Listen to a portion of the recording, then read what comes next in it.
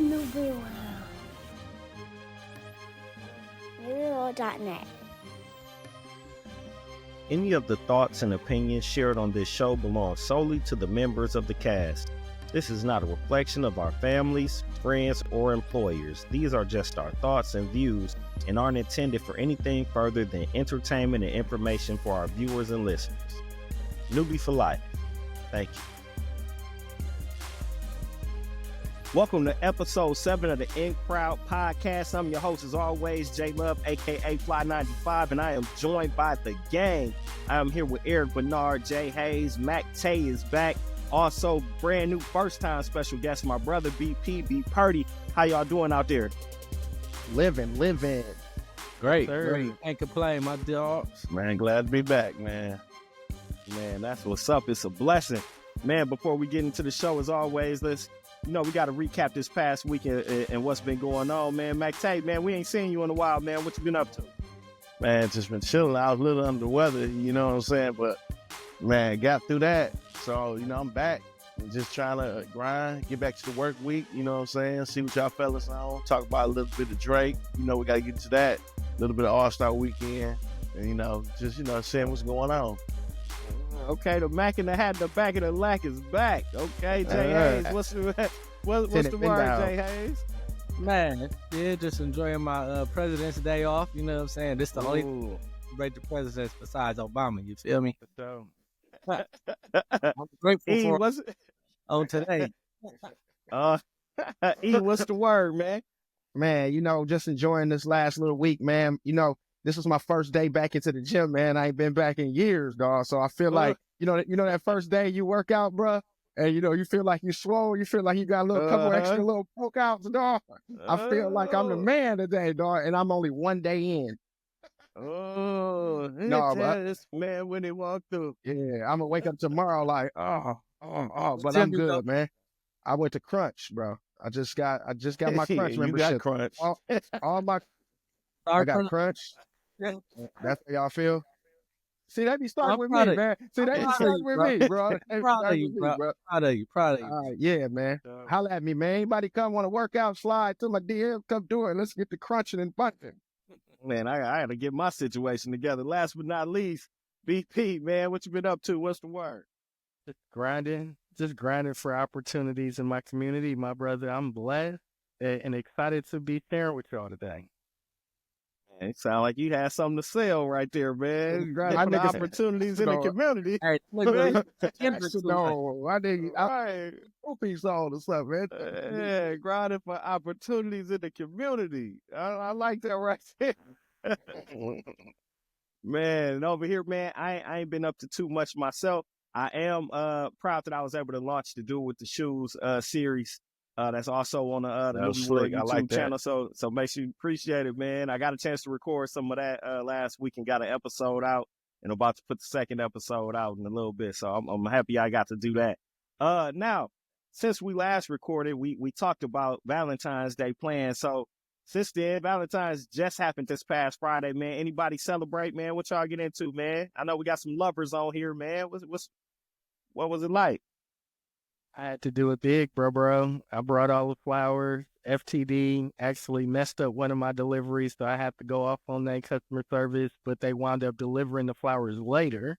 So I wound up getting super extra flowers, balloons, just making a real moment of celebration for the love. I reached 3 years of marriage this year. I'm a little rookie in comparison to you, bro, but Valentine's Day was real good. Man, that's what's up. That's what's up, man. What about you, Mac? Man, hey, like I said, I was under the weather, man. Like, we was finna go get something to eat. I told her, hey, let's just save our little bread because I ain't had no taste buds, you know what I'm saying? I just would have been eating just to be eating. I eat a bologna sandwich if I want to eat, you know what I'm saying? So I was like, hey, we'll do something different. So we just watched the movies on Sunday.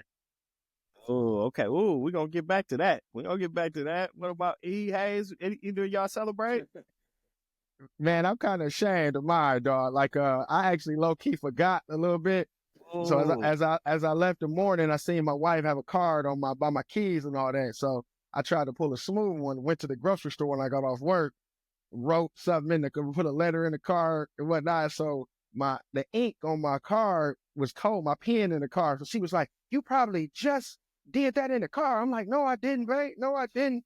So she kind of picked me off. So it was she knows my heart, she knows my soul, she knows my intentions. I love her. So yeah, I just kind of was I little forgot a little bit. Okay. Splackavelli, man, what was you on? I was chilling, man. I ain't do much. I ain't do much, man. I was watching TV and sleep, bro. Okay. Now I follow my words of advice last week. I got the gift. Nike did they do like some Valentine's Day little collabs every year. So I caught a pair of the Vomero Valentine's Day edition ones for the wife. Put them out while she was in the shower that morning, so she'd come out to the room and see them in there. Did that in the car and some candy, man. Then hit the movies afterwards to see that new Captain America. So Mac Tay, you said you went to the movies on Sunday. You caught that Captain? Yeah, I took the fam. Me and the fam went down and check out Captain America. You know, we had to support the black cap. You know what I'm saying? It's important. Yes, sir. Yeah. Yes, sir. So for everybody out there, Captain America: Brave New World premiere Thursday night. So the night before Valentine's Day, it opened with 192.4 million worldwide, which is a big number. But the crazy thing is that's only the third highest grossing Captain America movie out of the 4 that came out. So technically it didn't do as good as the other Captain America movies. I saw a lot of mixed reviews online, but some standout things from the movie. They premiered Red Hulk for the first time, and it also introduced adamantium. So if you're a comic head, if you're a Marvel head, you know that's big. That's big. That's huge, because that's basically letting you know Marvel got the rights to use all their other characters, mainly the X-Men. If you know about Wolverine, his whole skeleton, his claws is made of adamantium. So now that they actually introduced that material into the Marvel cinema universe, that's letting you know about, the storylines that they're about to start rolling out. Mac Tay, what did you feel about the film? It was good. I mean, Sam Wilson ain't Steve Rogers, but I like how they showed that he was like more human. Like it was like he was really getting beat up. You know what I'm saying? Like if it wasn't for that suit, the vibranium wings he had, he'd just be like me and you fighting out there. You know what I'm saying? Yeah. But other than that, I liked how they made him fly and everything. But he just ain't a super soldier. But other than that, it was a good movie though. I think everything they did was pretty good on it though.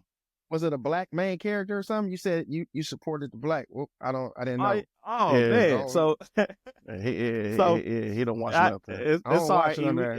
Tay, we gotta. Yeah, I'm confused too. Let's fill them in. So it's a lot of people that don't watch the Marvel movies. So Falcon is a black character.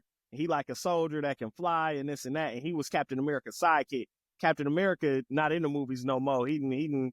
I don't know. He just like walked away from it though after the I forget which one it was. Tay. After Endgame, he just basically was like he was ready to go live his life. He wasn't gonna do it no more. He handed over the shield to Falcon. So now Falcon took over as the new Captain America. So now Captain America. A lot of people don't like black. That he's a black. Yeah, that he's black. So did he go to Wakanda to get his vibranium? I heard y'all say something about some vibranium. Yeah, actually, they made his wings. His wings is made out of vibranium, but we was talking about adamantium. So it's two like huge like materials that's out there. But yeah, see, you guessed that and you was right. So who played him? I seen Wakanda. Anthony Mackie played Papadot from Free World. So yeah.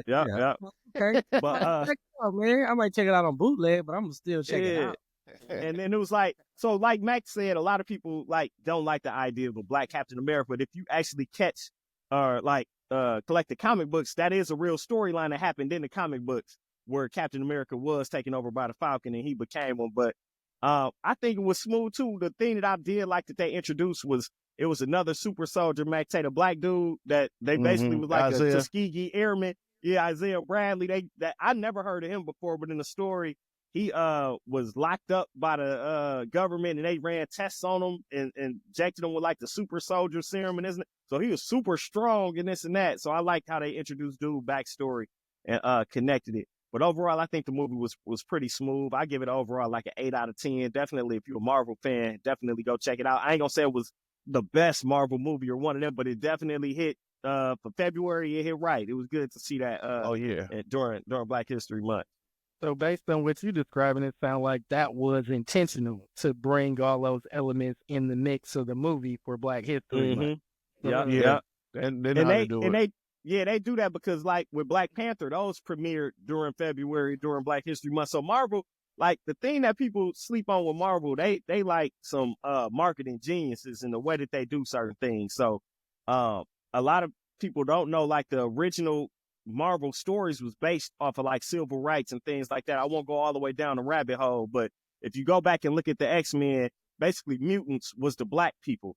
And so it was a whole different group of people that was segregated against, treated wrong, and then they had to come up with the mutant rights whole protest and all that. And you had Professor X and Magneto, who was really like Martin Luther King and Malcolm X when it came to mutants. Like one believed the mutants could live with the humans, the other one felt like mutants should form their own thing and they was better. So like it's a lot of stuff that tie into society that Marvel is real smooth at, and kind of like do it low key where you don't really see the underlying messages in it. Sometimes it's high key. Like for example, Black Panther.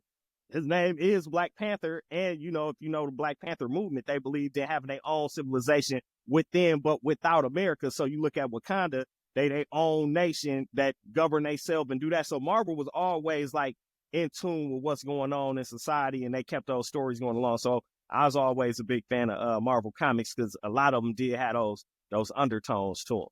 I never knew that. Nice for the Oh history. yes. Oh yes, sir, man. The movies be too long for me, man. They be too long for me, boss. The one thing I can say. Right. Gotta work on that attention span. I got BP on here with me, so that's my proof that I've been collecting these comic books for a long time. You know, I'm really about that life. I ain't jump in when the movies came out, so I really got physical comic books from way back that I got. But moving on, so we moving on from Captain America. Let's get into some music news. First bit of news: the BMF concert got canceled. So the highly anticipated Big Meech Welcome Back concert in Florida made a last-minute announcement that it has been canceled. The Amarant Bank Arena, the venue hosting the concert, made the announcement on Thursday afternoon via social media. The reason behind the cancellation remains unknown.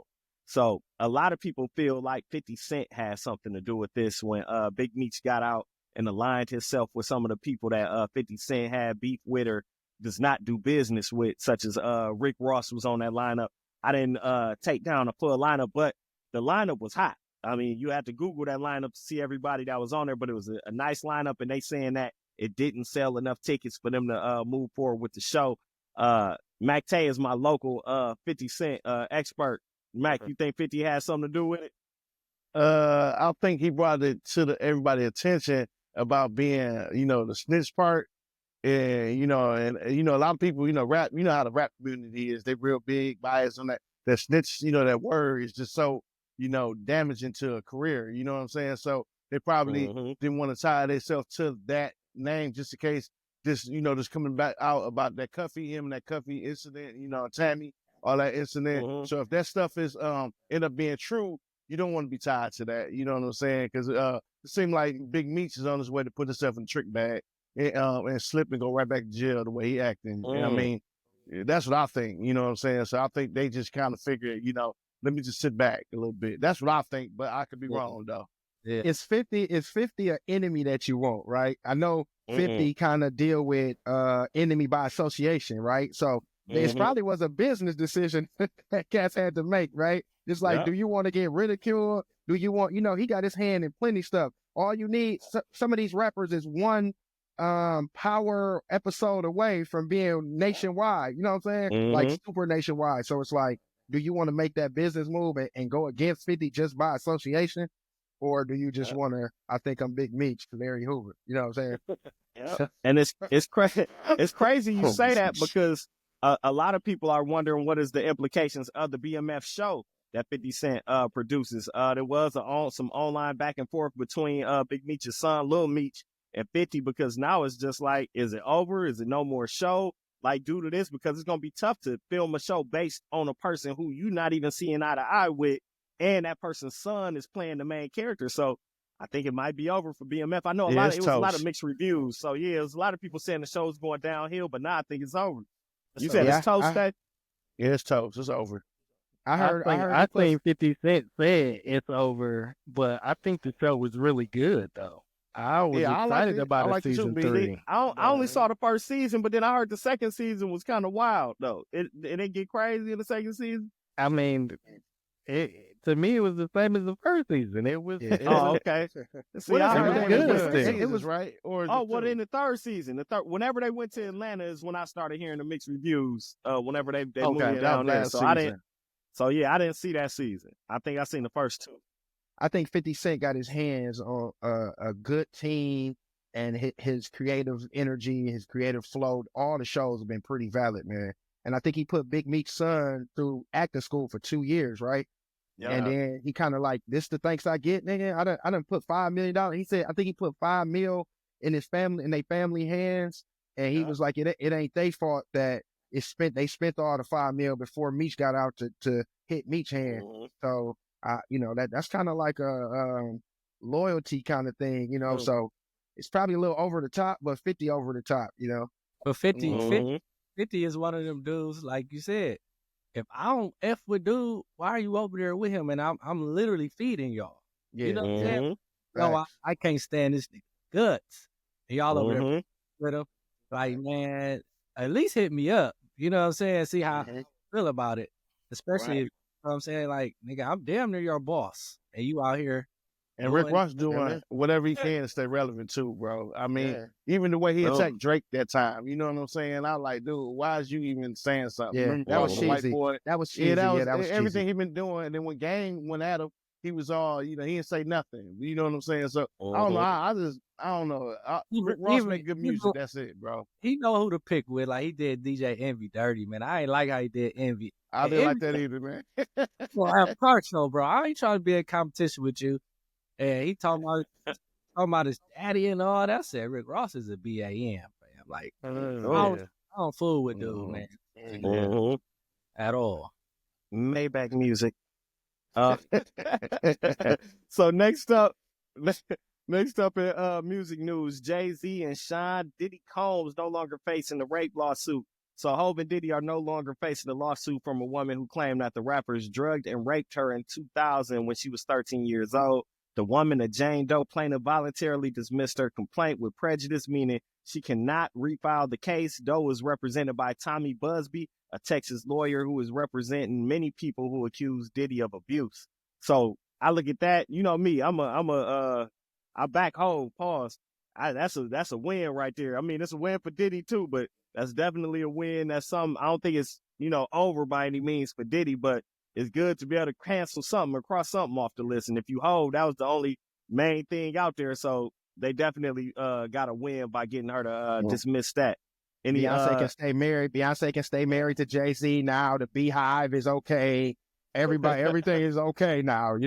Nobody got to cry. Jay-Z ain't connected. Over. We good. Ain't over. That's Jay good. He finna fade too. I was reading Beyonce finna divorce Jay, and now everything ain't right, and Blue can't dance in the shows no more because she mentally stressed. I'm like, the Beehive is grown. I love y'all, Beehive. No smoke. I was finna say. No smoke. The Beehive, we love y'all. You don't want to smoke none of them. None of them highs, none of them navies, none of that. We love y'all. Yeah. The barbs, all the barbs, none of that smoke. Tay, no, when he was saying that she might divorce him, you said she should, Tay? Yeah. Why? I mean, I always thought Jay-Z was I'm sorry to say it like that. I'm just saying, like just for the fact that, he rode Beyonce coattail all the way. I mean, when they first started getting together, Jay-Z was on the decline. And then all of a sudden now he's just big time, mega superstar. I mean, after what's name killed his career for a minute, you know what I'm saying? It was on ice. And then now all of a sudden, we ain't gonna never get invited to the Rock Nation brunch, Tay. I hope you know that. I'm like Gilly. You see what Gilly said about that? Gilly don't care. I love Gilly, man. Gilly. Gilly said that Jay-Z invited all them to have him on the lawn just to be like, hey, niggas, I still run this shit. He said he don't smile with you unless you work for B. Then he got a picture of all the black niggas not smiling. The other guys, the billionaires, he over there. The others. What? The Gilly a fool. All right, now this is our moment. Big music news. So the night before Valentine's Day, so late at night, what was it, about 11 p.m. our time on Thursday, Drake and Party Next Door released some sexy songs for you, marking Drake's first official project release since the beef. It's 21 tracks. It's an hour and 14 minutes of music. This is a lot of music they put out. Of those 21 tracks, is 6 solo Drake songs and 1 solo Party song. All the rest of the songs feature both of them. From all the stats that I saw, it premiered at #1 across all streaming platforms on day one. Then they said on day 2 on Spotify specifically, it suffered a 44% decrease in streams, but has since, at the time of us recording this, has since moved back into #1. It is some online stuff, some Twitter stuff saying, oh, well, Kendrick's party has been using bots. Drake's party has been using bots. This is all UMG puppeteering and this and that. So with the numbers, we really don't know what's what and this and that. So take the numbers away. Let's just get into the project. So leading off, anybody want to share the initial thoughts from their first time they listen? Eric, you want to go for I got a question. Okay, I'll go last, but I just got a question. Why is Kendrick's name brought up on the? Why? He didn't drop no album. Oh, they tied. Go ahead. No, they tied. They tied. They locked in, bro. They locked in. They like. So I'll start, man. I listened to it out the gate first night. Jay sent the link and whatnot. Initial thoughts, I was like, it was a lot of whining. I felt like it was a lot of whining at first. I think they could have went in a different direction, but of course you can't give your full, like, your best review off of just one listen, right? So since then I've listened probably 4 or 5 times. And it's a lot of songs on there, and my overall review is it's just a lot of songs. I feel like it was too many songs. Too many songs. Like, trim it down, get about 12. I think you need about a 12 piece. 22 is a lot, overkill, a lot of fluff in there. I do have about 7 to 8 that I'm bumping. Like, oh, okay, that's a big number though. I started about 7 to 8 of them. Okay. And in my opinion, I think they should have did Rap Drake and Sing and Party and just made songs like that. Have a few songs where Drake do his singing thing. But I'm a nigga that love those R&B joints, the R&B rap collabs, and I feel like they would have killed that if they had really went that direction for the whole project. I just feel like 2 singing niggas, like, it was just a lot. It was a lot for me. Some of the songs, and like I said, it was just too many fluff songs in there. Now, you was very expressive during Hayes' review. I was reading some of them expressions. So, how you feel about the album? And listen, let me say before go, I'm a Drake fan. Party, I like some party songs, but I'm a Drake fan. You know what I'm saying? And so that's just my disclaimer. I'm not saying. Go ahead. Okay. So everybody knows I'm a Drake fan, right? That's right. Not even everybody know that. Everybody know that, right? Mm-hmm. Do I like this album? No, not as a whole, right? This might be shocking, but I'm a straight shooter, man. This might be shocking. I didn't really know that Party sound the same on every song until I really gave this a triple listen to, right? Party kind of sound the same on everything. Right now, one could say Drake sound the same, but he switch it up. It is what it is, right? Now, the songs, they didn't ask. Everybody asked, and James, you said something like you wish you would have had a rapping Drake. Everybody was like, even this podcast included, everybody was like, man, give me, I want to see that R&B Drake. Niggas got the R&B Drake, bro. You know what I'm saying? Okay, you might not. I know Mac Tay said it. So I'm on him for that, for sure. But he got the R&B Drake right here, right? Now, I really wasn't a huge fan of all the songs. The songs when Drake go by himself, hard. I Need a Hug, hard. I probably played it 7 times. Didn't go past I Need a Hug, right? Hard to me. The song where he was like, he was mixing up the Spanish. He might be at the top of the Spanish charts. He was like, no, look, watch his ankle though. Watch his ankle, bro. I know you thumbs down, but watch his ankle. He was just like, what did he say? He mixed the English with the Spanish, bro. He said, "Take me to your madre. I just want to meet your padre." I was like, man, no, man. All right, what? Hey, when he pop up on the top of the Spanish 100, bro, don't say nothing. He's done that before. He's tried that before. It doesn't pan out for him well. No, but honestly, he be jumping into that Great Britain lane. Where I don't even know. That's what that hot boy lane. He could jump in that lane, but now overall, I wasn't a big fan of the project. Now I do want to put some respect on his name before everybody else jump in. He is a master collab artist. You know what I'm saying? Collab, like them last 2 collab albums was top 5 of collab albums of all times. You know what I'm saying? So now this one maybe not, but you got to be in the mood to listen to that, dog. Like I wasn't, normally I take a drive and listen to music, and I'm not really trying to have sex when I'm driving to the mall, or, you know what I'm saying, or on some sexy stuff, or, you know what I'm saying. I mean, I wore the pink and the purple to represent all the Playboys and all that, but I'm not really necessarily into the whole sexy vibe kind of thing. So that's my take on that. It's not probably what everybody wants to hear, but that's my take. I'm still a fan of the boy. What you really felt, bro, and I appreciate you for doing it. Yeah, man. So you think I don't give what I really feel? I mean, I feel like you be biased a little bit, but it's all good because you're. Yeah, I'm surprised in your take. Well, don't be. Don't be. Hey, don't argue with me. Argue with your alderman.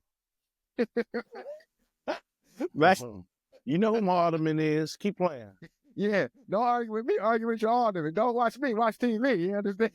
Mac Tay, did you check it out? Yeah, I checked it out. How you feel about the album, man? Man, I mean, it's what I thought it was gonna be. I mean, it got a couple jams on there. You know what I'm saying? But it's just like Drake's coming back album. No, you know what I'm saying? Like, so. But I don't think Drake never left. You know what I'm saying? It's just that, he just got, it's just people like seeing the mortal bleed. You know what I'm saying? It was like just seeing him bleed for the the couple of seconds he bled. But this summer, when he come back out with an album, you know what I'm saying? He start rapping. If he come with something not like for All the Dogs, the last album, he'd be all right. He'd be fine though. But it was okay. It was a couple jams on there. You know what I'm saying? I like Greedy. I like Raining in Houston. They're my jams on there. I love that. You know what I'm saying? But and also the album was too long for the fact that it's really 21, but a lot of the songs was like, it slipped to another song. So it's basically then like 35 songs on there. So it was just too much. It just sounded like a straight up just continue. Yep, exactly. Hayes. Yep. Man, it was okay. He got some jams on there, bro. He got some jams on there for sure. See, and my take is though. I said they. We all just talking about like it's Drake album. They. See, and my thing is, so for my take on it, I'm gonna piggyback off of what you just said. This was to me a Drake album featuring Party. I felt like you didn't get a lot of Party on the album, let alone with the 6 solo Drake songs, and then on the songs they was on together, there was like 75% Drake on the songs.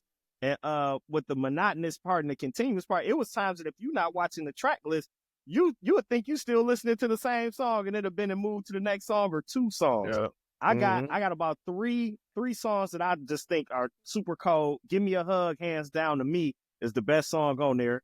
Then I like the deeper song, which is Party solo song by itself. Then I like Nokia. Those are my 3 songs. And then if I gotta go 4, I'm gonna say Spider-Man, Superman for my 4th song. The thing that the feel that I got was like these were throwaways. Not necessarily bad songs, but like these were songs that Drake didn't put on his last album. These are songs that Party might not have used, that they might have just updated here and there just to fulfill the obligation of putting the album out. Like just to do something. So like when Tay said, when he come back out this summer with an album, I do feel like this is not it. It's going to be something else coming, because I feel like this was just a quick money grab. Let you know I'm still him. He's still him.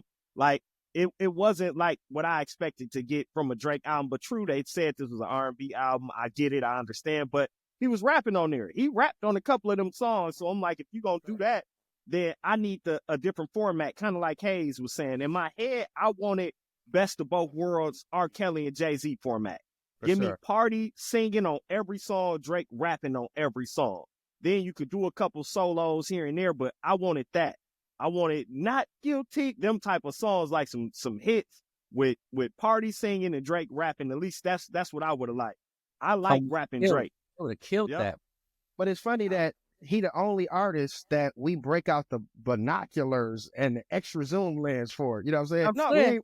We ain't breaking down Kendrick's album like this either. We not saying, oh, I got too many songs. So, you know what I'm saying? Like, the man just was in Australia, set his mic down on the floor, let 50,000 people sing. You know what I'm saying? Like, word for word, bro. Like just put some respect on his name, he on man. Top of the game, right? Yeah, you go get the microscope when you on the top of the game. Man, if he was just a little run-of-the-mill nigga, nobody would care. He's Drake, bro. So, of course, you're going to be like, you're going to hold him to a higher standard. Mac Tay said the greatest thing on this podcast. He said people like to see the mortal bleed. Ever. And I don't even know it. Mac Tay, man, give me some love on that, bro. That was hard, man. Mortal people always bleed. Immortal people is the ones they want to see. But I knew what he was talking about. I know what he was talking about. I know what the hell I was talking about. I knew what he was talking about, bro. I knew what he was talking about, though, bro. If you bleed, mortal people be bleeding. Yeah, well, they want to see him immortal. You know what I'm saying? He's mortal now. You know what I'm saying? I'm listening to you guys. He's on top, bro. Like, pause. He's on top, so you gotta hold him to a higher standard, bro. Mm-hmm. You know what I'm saying? I feel like, in my opinion, like Jay said, they could have smashed this, bro. Like, they could have smashed it. Drake, he does it, like, on his albums, he have a few singing songs, but it's mostly rap Drake, and I don't think niggas could take a whole Drake singing. That's why niggas like, man, I couldn't even get past track 2. I got a hot take. I got a real hot take. And I thought that was super weak. He can't sing. Drake can't sing, being honest. Drake can't sing. But who he sing better than? Myers can't sing either, but Brent makes fine music. But you could take three songs on a Drake album where he's singing, you know, but rapping, going back and forth, or just doing a track where he just singing, but a whole album. Melodic Drake is different than singing Drake, right? Can we agree to that? The melodic Drake, and that's what he's good at, right? Give me that breakdown. Give me that breakdown of the difference. So melodic Drake is just like where he's just he probably saying 7 words, but he just holding the note on a word and just riding the beat. I'm not melodic, I can't sing, but there's a difference, right? So everybody say that like, oh, singing Drake, it's really just melodic Drake. It's really just like no different than what's your boy name, Tay? What's the dude name that be melodic all the time that you love? I can't think of the dude name. He got dreads. Gunna. He melodic, right? And he ride beats like that or whatever. Yeah. So it's just like, but he can sing though. Gunna, okay. I ain't know Gunna can sing. Yeah, me either, man. Me either. The nigga R&B artist now all of a sudden. Come on, man. I ain't said R&B, but I said he can sing though. All right. But no. But seriously, Drake got he know how to put it together, dog. He wrote songs for singers. Beyonce's, the list can go crazy, man. The fam call. He gonna be back. Give him the summer to redeem himself. Okay, so hold on. What? Redeem himself? Okay, so he just said one of the songs on the album, he said, "Hey, fuck this rap battle. I'm trying to get the club crunk, trying to get the club started." Right?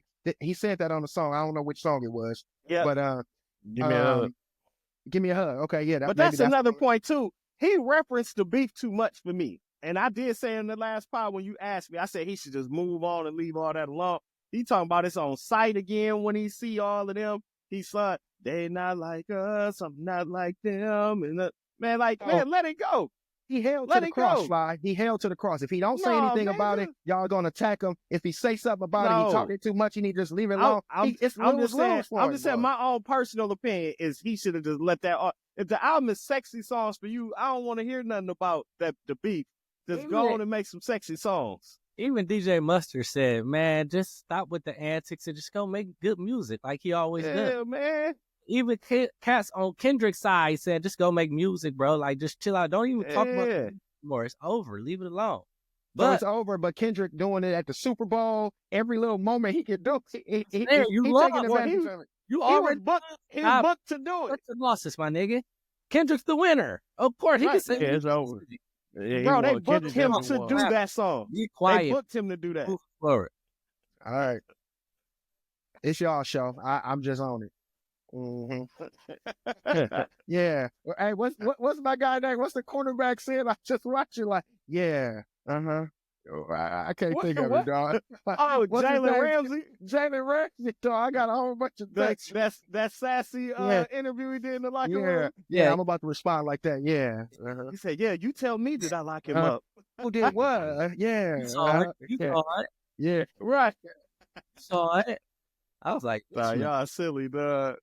All right. So I think we done. Any last words on some sexy songs for you before we move on? Rating? Y'all want to give it a rating? Rating. Okay. What we doing, out of 10 or out of 5? What we doing? Do out of 10. Out of 10. I'm gonna say out of 10. I'm gonna give it a 7.5 out of 10. BP, what you got? Oh, go ahead, BP. I didn't hear the whole thing, so you didn't hear. Okay, no, right. I only heard hug, and that's his week. So yeah, I only heard hug, and I was like, hey, "What is this young man saying?"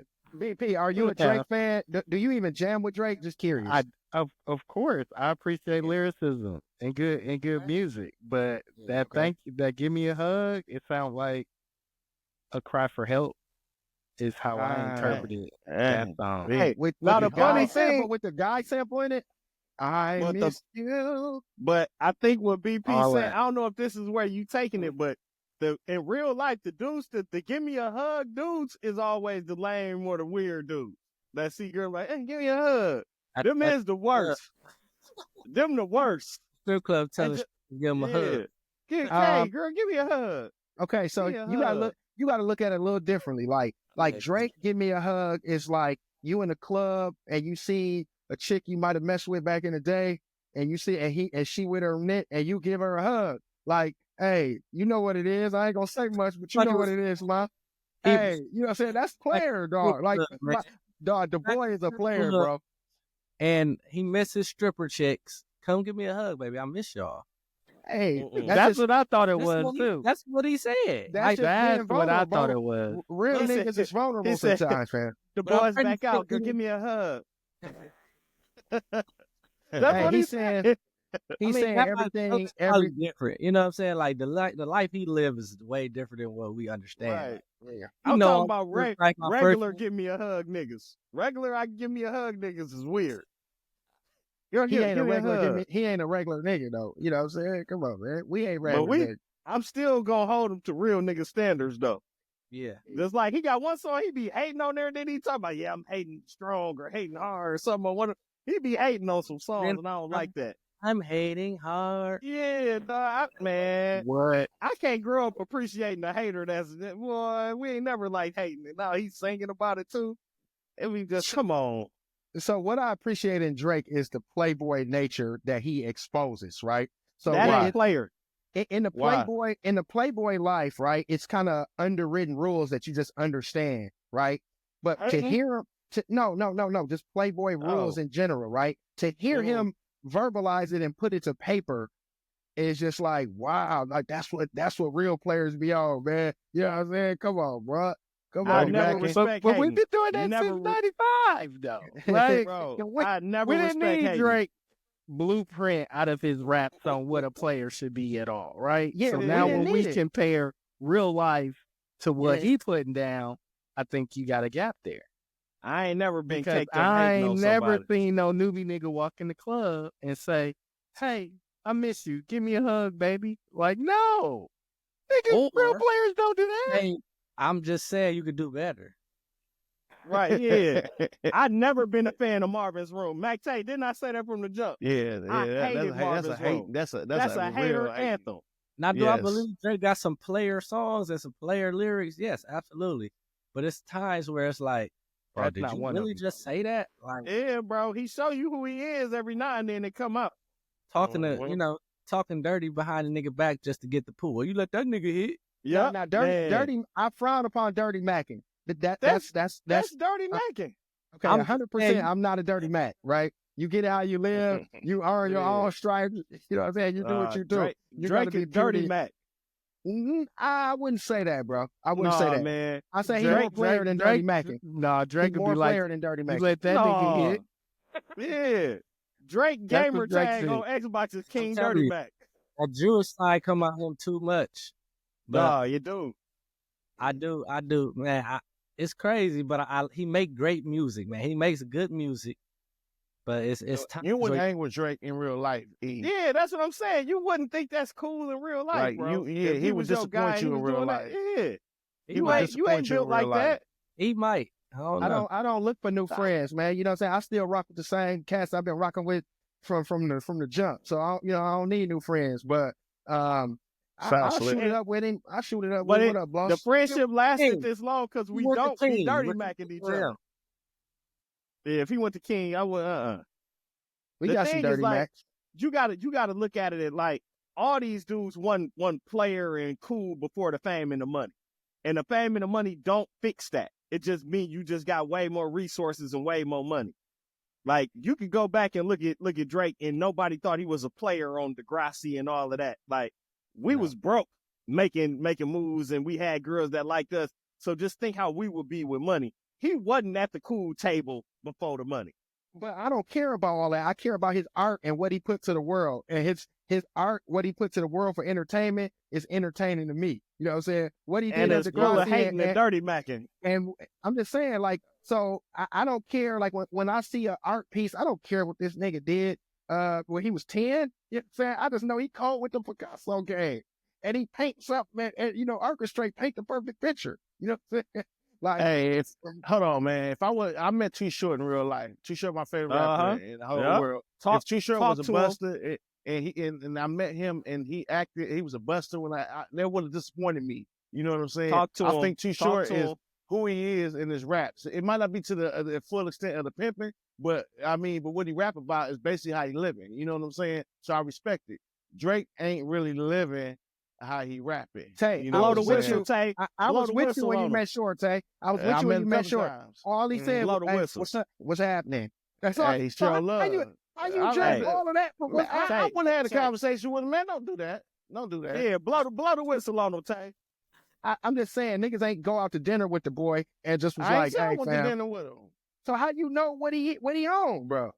Because I heard him. I heard him in conversation. I heard him talking to the females. You know what I'm saying? I seen how he was interacting. You know what I'm saying? Because he said it goes on and on. Hey, whatever, bro.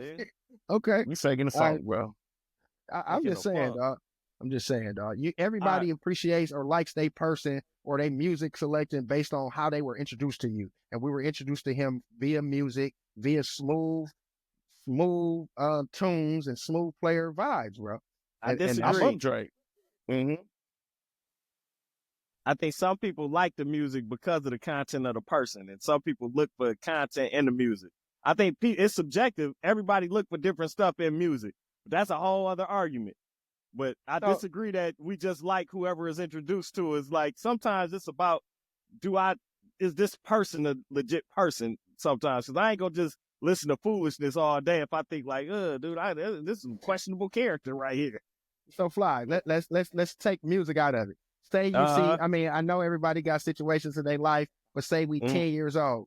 Okay. A Roni walk past us. You ain't gonna look at her and say, man, she look like she a good person. You know what I'm saying? I want to know about her. You know what I'm saying? No, I'm gonna say she look good.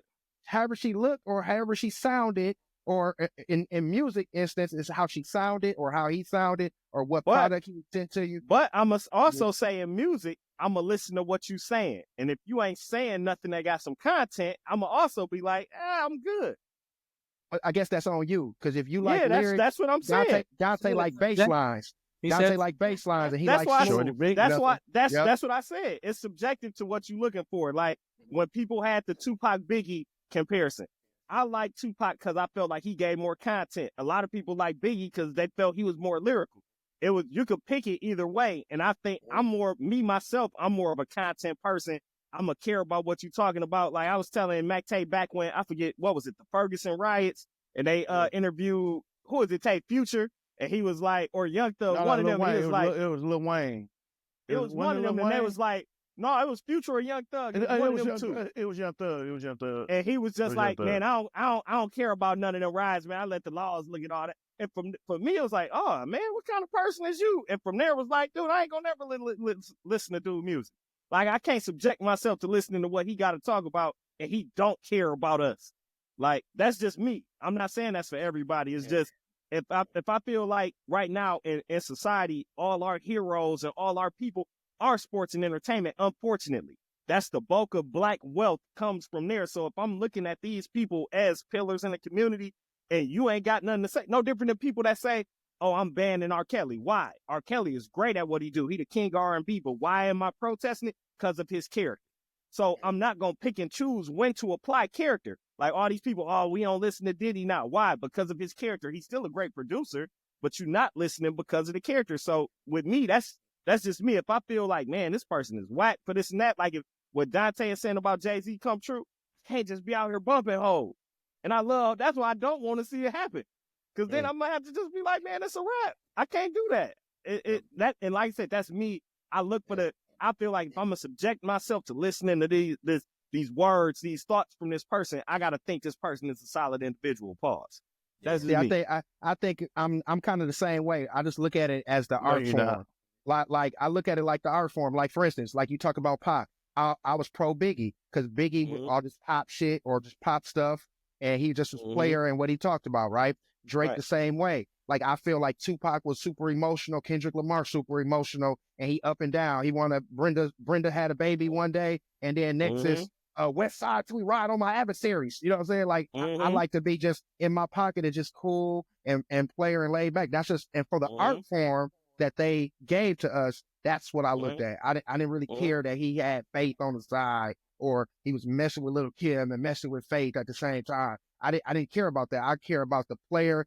So you turn. You like what he said on that one song? You don't morally like. Say that again, Hayes. I'm sorry, my bad. So you would turn a blind eye to some things that, if some things came out about Biggie, you would turn a blind eye to it. Like even if you don't agree with it morally because you like his music. I like his art form. I look at his art form. I don't look anything past the art form, right? That's just me. Like I like Adidas. I like Nike because of the the swoosh or the 3 stripe, right? I just like their art form that's presented to me.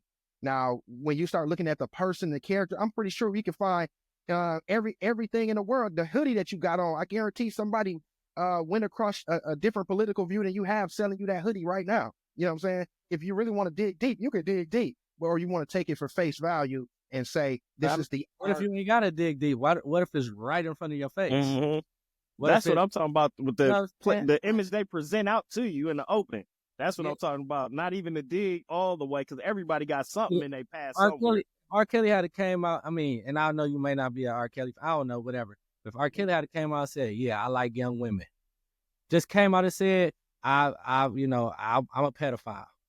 He basically said the age ain't nothing but a number. But no, going down ain't nothing but a thing. He didn't his mouth and say, he didn't come out his mouth. Hold up. Did he say going down ain't nothing but a thing? Ain't that what he said? He said going down ain't nothing but a thing. Oh, wow. What did he say? What did he say, bro? Man, pull up the lyrics, He don't care about lyrics because he don't know them. But, he said going down ain't nothing but a thing. R. Kelly be bumping still. I mean, BP, what? BP? If Kells is your guy, he come out and say, I'm a pedophile. but you love 12 Play. You love that album. Hey, I like the R. Kelly album. You still gonna listen to it? Hit Red and Black from the back.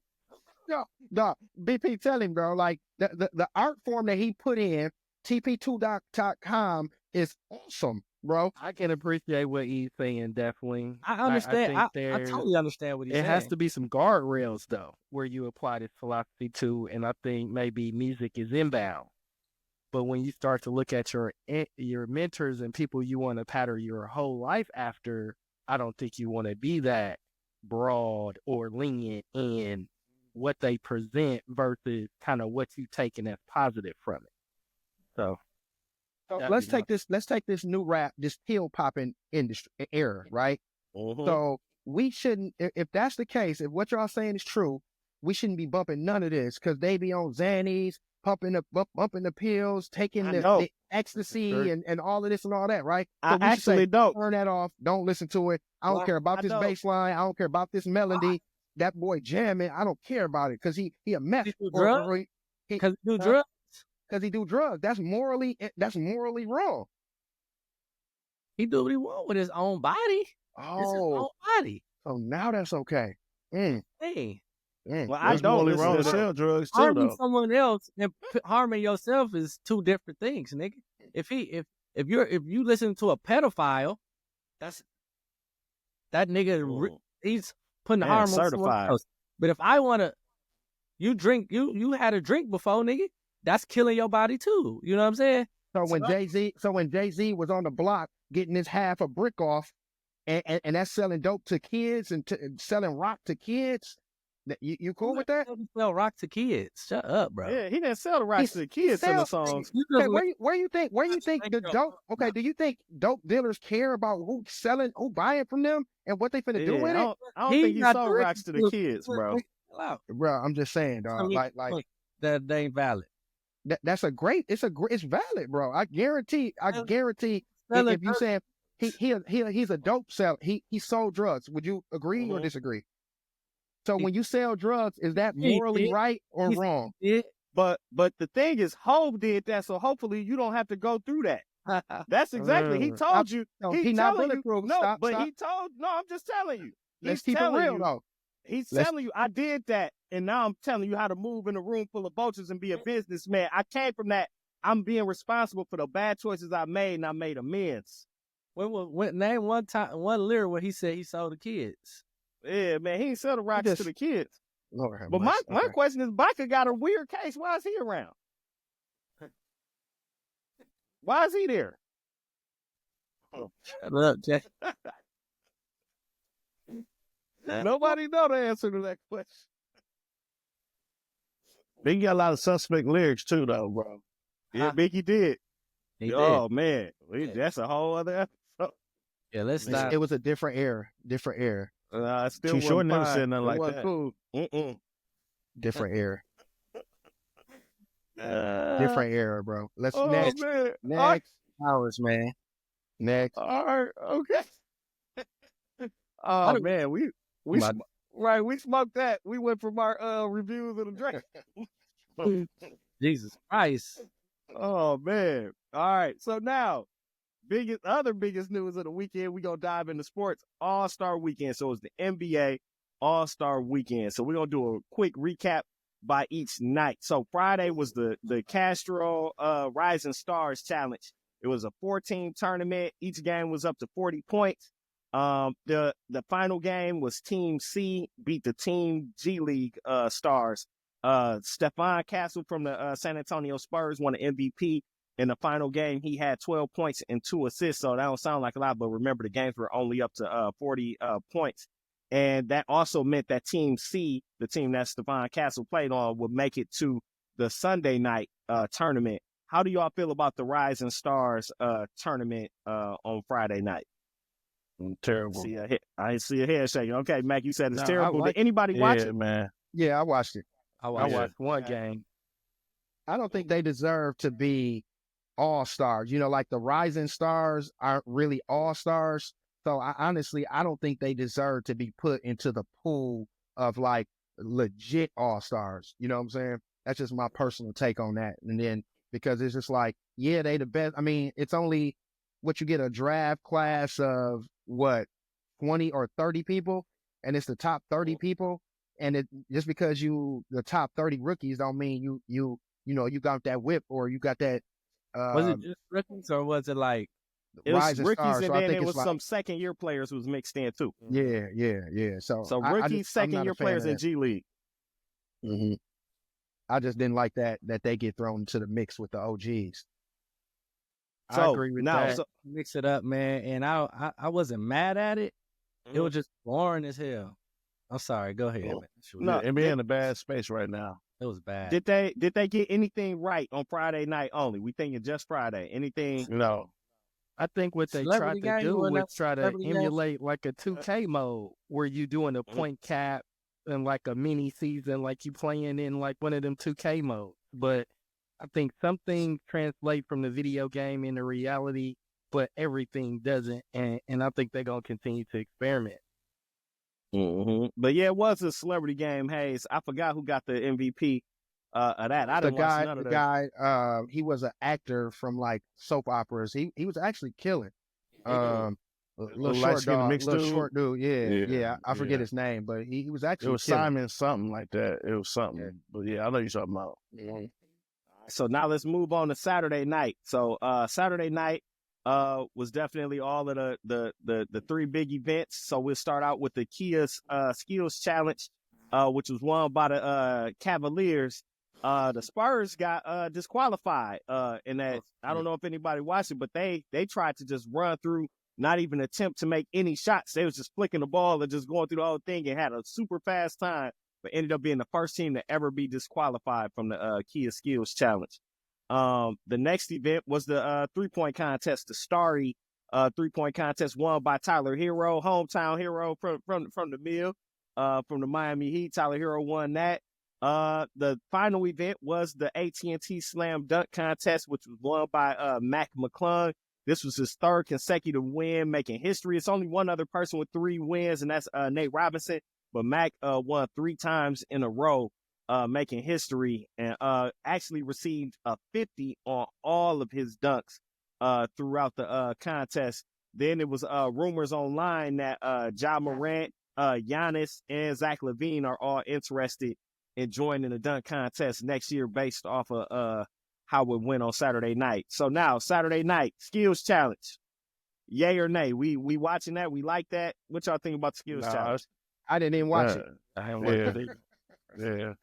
It was okay. Yeah. Didn't give. They need to make it more dangerous. It's just too easy. Yeah, I feel like especially when you got to shoot the shot, you got to shoot till you make it, fam. You're not moving. You can, you know what I'm saying? You don't even have to make it. All you got to do is 3 attempts at each spot. You don't even have to make it. Okay. No, you gotta stay there till you make that shot. Like, I think that should have been changed. You get to, and cap it off at 2 minutes. If y'all go past 2 minutes, you just disqualify. You feel what I'm saying? I like that idea. Go ahead. Dunk contest. How y'all feel about the dunk contest? I watched the whole thing. Dude put on the show. He put on the show, bro. Yeah. Okay. No, he didn't, bro. Come on, man. What? I mean, it wasn't about he the cheated dunk. every time. It was the showman. It's the prop game. It looked like it was better than everybody else's. Nobody else was incorporating. Way he was twisting and contorting, dog, and like dog. He put on the show, fam. I don't know why you can hate him, Tay. I would have liked to see one dunk attempt where he just had the ball from the jump and took off with the ball. He pushing off every never time, did bro. that. Yeah.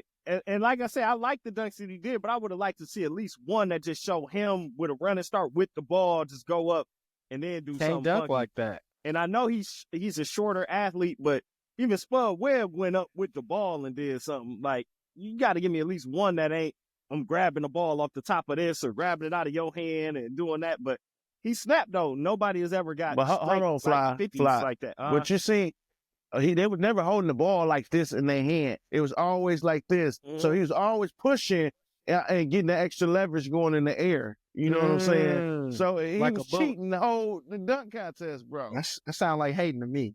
Damn, man, come on, bro.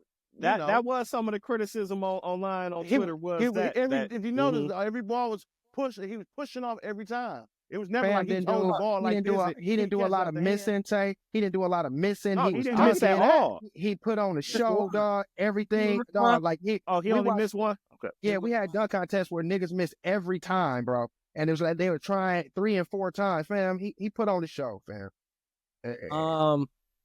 I like the dunk contest a little bit. Like you can see it's some athletic cats in the league, but I feel like without props, there's only so much you can do. You know what I'm saying? So that's where McClung was like smart in his routine, and cats just got to start being creative. Like when my favorite dunk contest of all time was with Aaron Gordon and Levine. At Levine, yeah. Okay, I thought you was gonna say Vince. Gotta be Vince. Vince, I'm talking about. He had a single performance, but he talking about the whole thing. Like Vince, by far the 2000 dunk contest, Vince snapped. But I'm talking about as far as two cats going head to head, like battling it out. That had to be Aaron Gordon and Zach LaVine, man.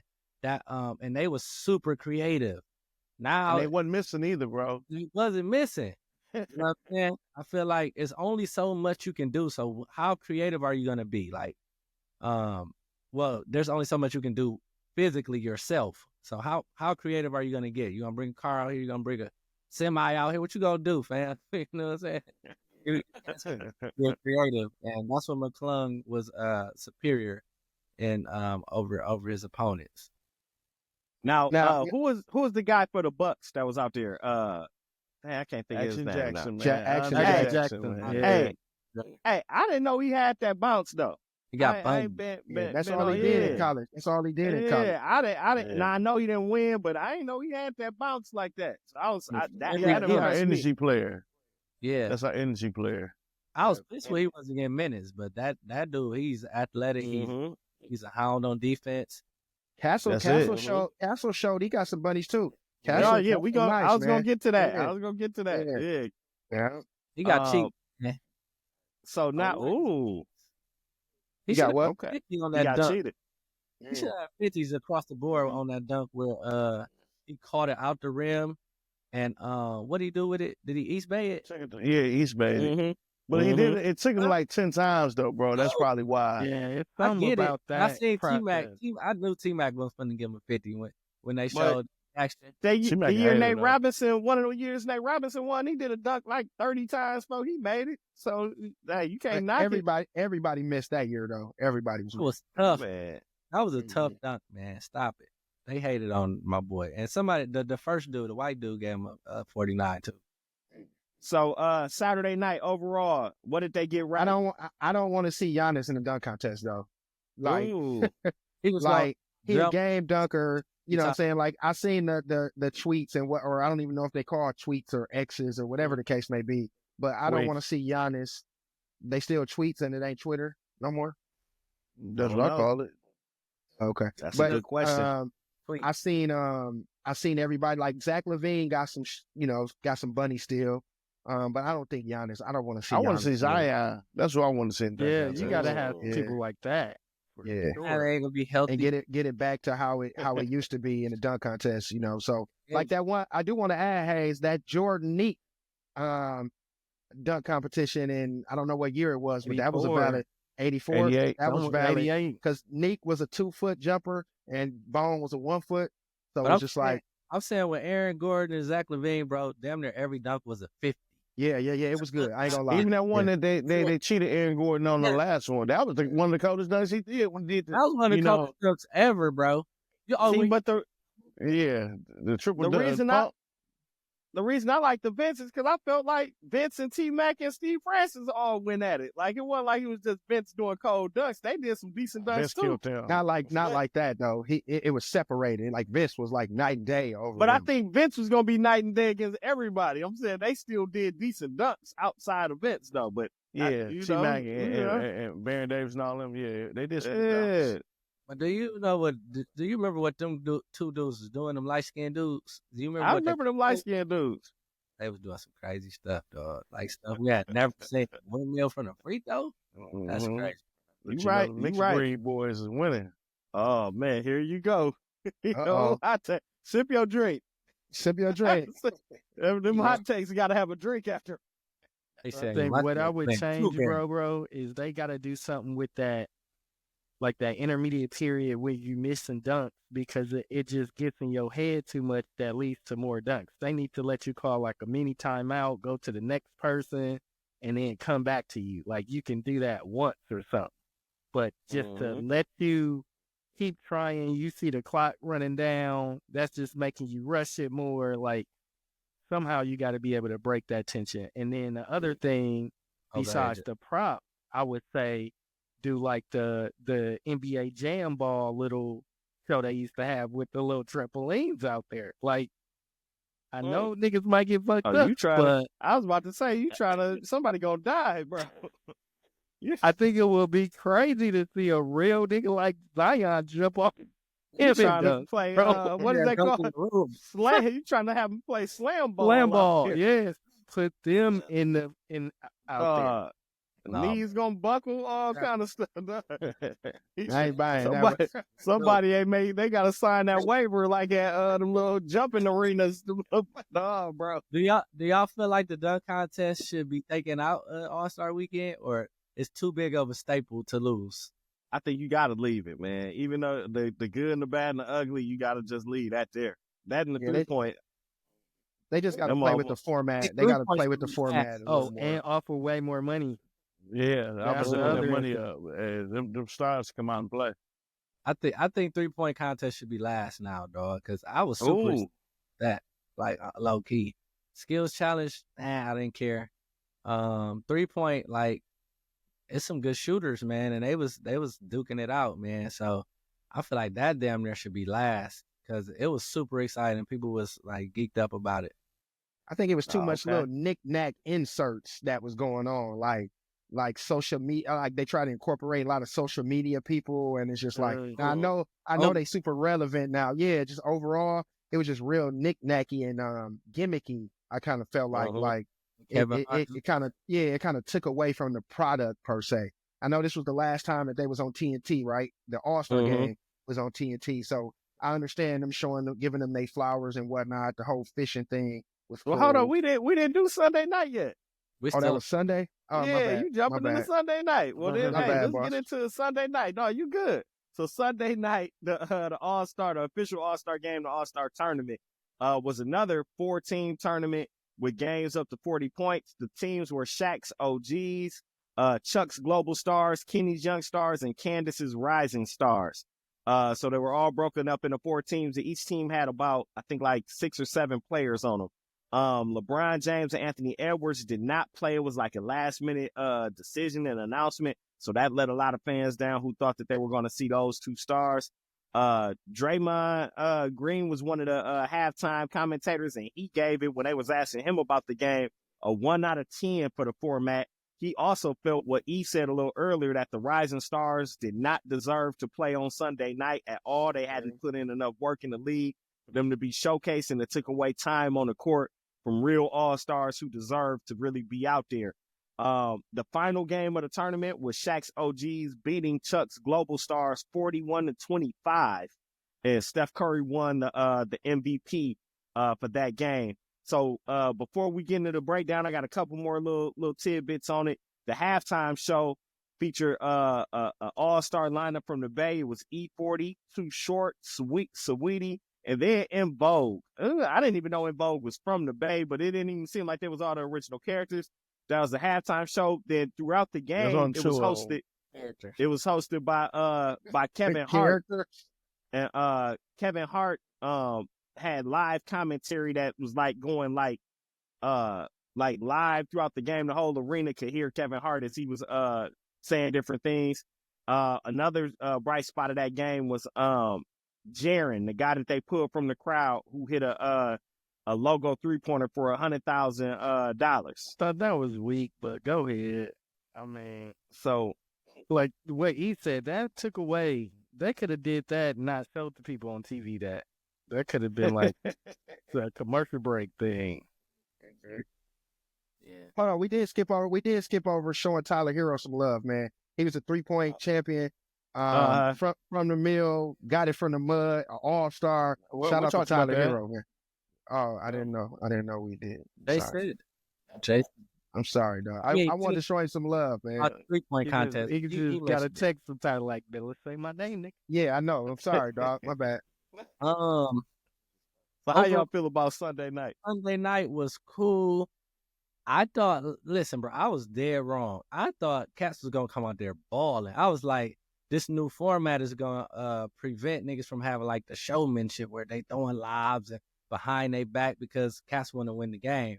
I guess they really didn't care that much. They was all-star. They were just out there hooping, just having a good time. But I thought Cats was gonna come out there like giving it they all, like really holding defense and stuff, just because like it's tournament style now. You want to be the winner. You want to be the best of the best. But they was out there, doop doop doop, doop doop doop, just like Harlem Globetrotters and get. I was like, okay, what? It became boring. It was foul. I didn't like it. I don't think it gave you an opportunity to all my like bench players, you know what I'm saying? So like say if you was on that part of that team that lost, I only seen you for 40 points. You know what I'm saying? And it's just like I didn't get a chance to see any of the stars that want to be put on this level. I want to see SGA go against, you know what I'm saying, Kyrie, or I want to see, I didn't get a chance to see none of that. And if they lost, it's like that's the last time you saw them. And it's just like, dang, you put all this work in for all this years, putting your team on your back, and then I only see you for, and that's if you play for the whole 40 points. You know what I'm saying? If you came off the bench, points. Yeah, if you came off the bench, because think about it, they've been scoring in the league historically. The All-Star game's been like 175 or 202 to 204 or something, right?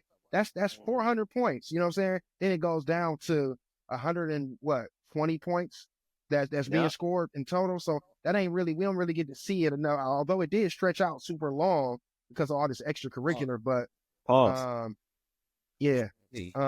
Pause. But I don't think you got a chance to see the whole product that the NBA put on or provided. Okay, now how do y'all feel about Steph Curry getting the MVP in the Bay? Good. It was. I think it was due. I think he was bound to put on the show. He was super comfortable. He was a shining star, especially when you missing like the other face of the league. When you missing LeBron out there, I think it was rightfully so that Steph Curry got that. So now it's too hard to show. He only had like 12 points, bro. You know what I'm saying? Yeah, he hit some deep trays and he in the Bay or whatever, but it's easy to make somebody the MVP.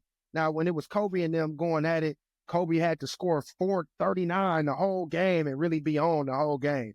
He could have one hot game and be the MVP, and it's just I really wasn't a big fan. Okay.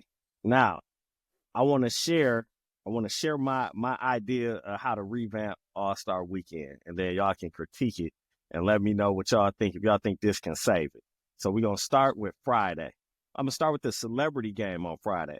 I think when the league reaches out to celebrities, they should reach out to them in advance and have a pool of celebrities and let fans vote on the celebrities that play in a celebrity game, similar to how they do with All-Star voting.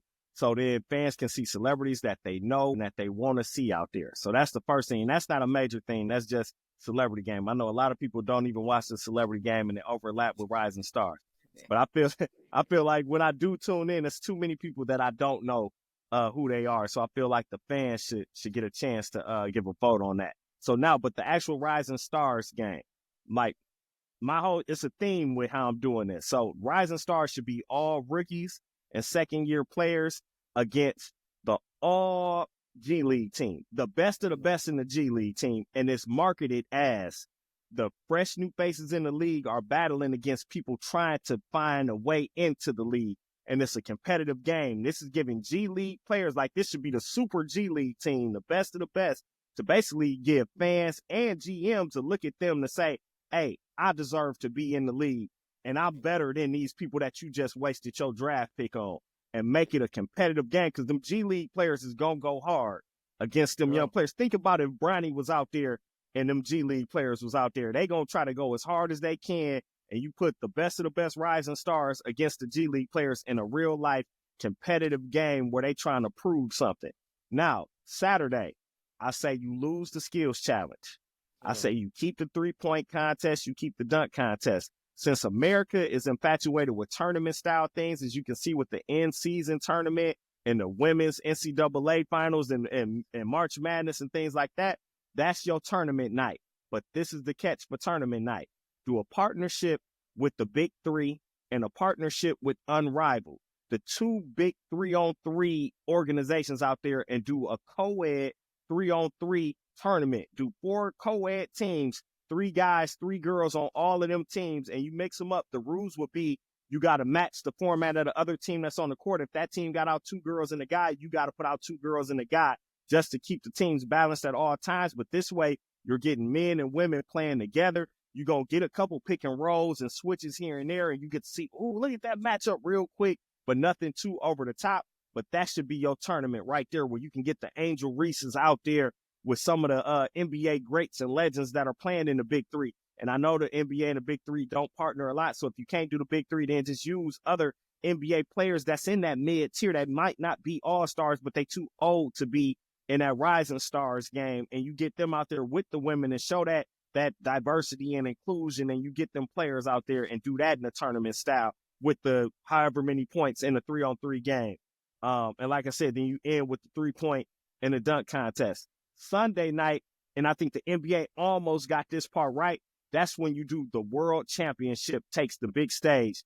You do your votes as you would do normal, but you separate the players out into the NBA American team against the international team in one big game, where you can have the LeBrons, the Stephs, and all of them together playing against Giannis, Jokic, SGA, Luka, all of them dudes, Wemby, in like a full game, Sengun, Pascal Siakam, all them dudes in a real meaningful game to see who owns the game this year. And you put a lot of like storytelling and marketing. You know how the NBA is good at having like them little pre-game, little movies come on, little cinema, having somebody narrate it. Like, for a long time, they've been saying that the game is shifting to an international sport. Tonight, we settled it. Like, you build it up and you showcase your stars, but you separate them like that and make that a competitive game. But to make it even more competitive, you gotta give that bread. They should be playing for a nice amount of money, like they gave that money to make people watch that in-season cup thing.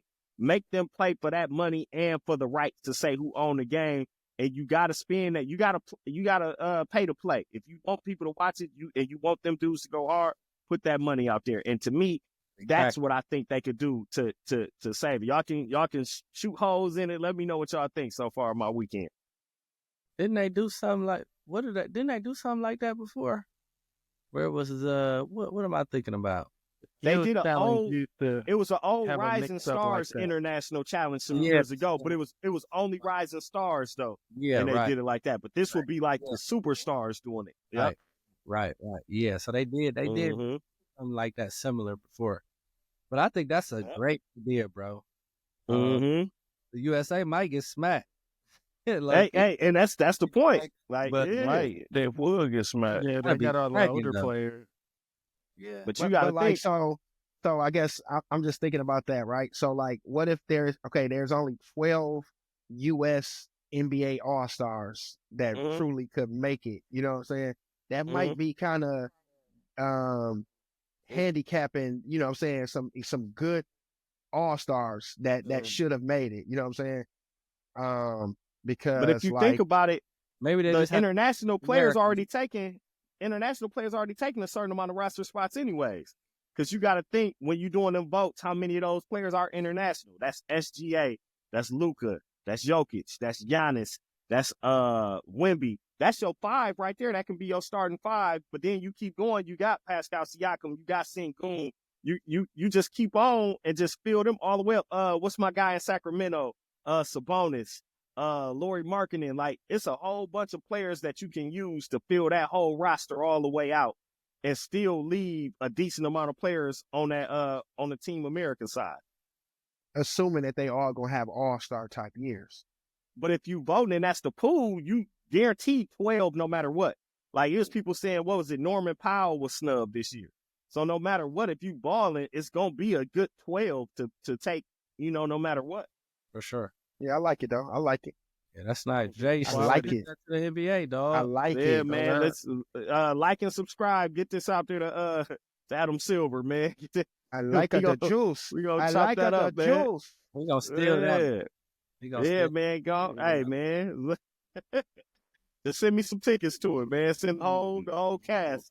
Get us out there, man. Get us courtside. Fly, what you think about Draymond's comments about this blatantly? Yeah, a 1 out of 10.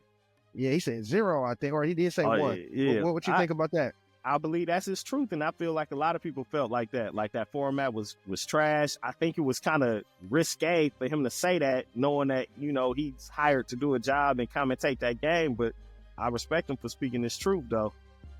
I feel like I kind of opinionated about that. I feel like the NBA changed his life. You know what I'm saying? And it's just like if you were hired to talk about or to comment or to commentate for the weekend or for the day or what have you, you know what I'm saying? Like, I'm not telling you to lie, but just support the product that we put out there, right? So if Adam Silver, I don't know how much he got paid for it, but I'm sure it was like, hey, support this product. We up and coming. We trying to figure it out.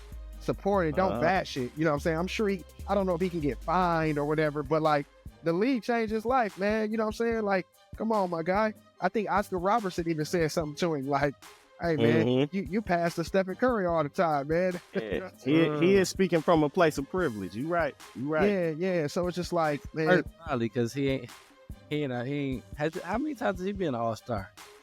I don't know. That's a good question. I don't know. He been 2 or 3, something like that. I think he should have left all those opinions to us, like the people that's like talking shit the next day about it or whatever the case may be. But like, as far as you on that stage. And you really got to somewhat like just filter it a little bit and say like you support it. Hey, we hopefully next year it's a little better. Blase, whatever the case may be. I don't think he should have been like, it's horrible. This ain't basketball. It's trash. He won't foot out the league anyway, man. He don't care. Yeah, he a big podder too. He a big podcaster too. So he probably trying to big up his pod love. He getting them quick. Yeah. So. And now, man, with that being said, man, we can come to the end of another successful show, man. Plans for the week. What y'all got going on this week? Man, I'm trying to stay warm. I'm trying to stay warm as I can, boss. It's supposed to be like -5 or 10 degrees here these next couple days. So I'm trying to stack, pray, and stay out the way, boss. All right, BP, what was you saying? Get them opportunities.